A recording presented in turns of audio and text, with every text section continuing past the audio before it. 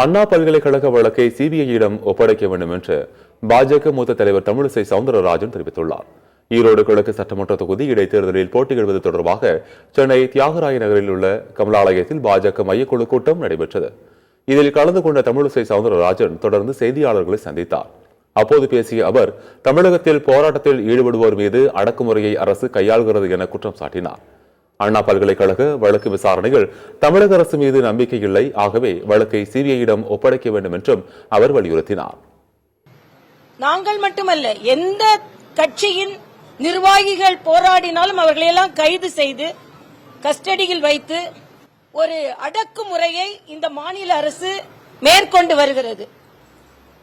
இன்றைய தினம் மரியாதைக்குரிய முதலமைச்சர் அவர்கள் மெதுவாக அவர் ஆதரவாளர் என்று சொல்லும் அளவிற்கு இன்று நிலைமை இருக்கிறது.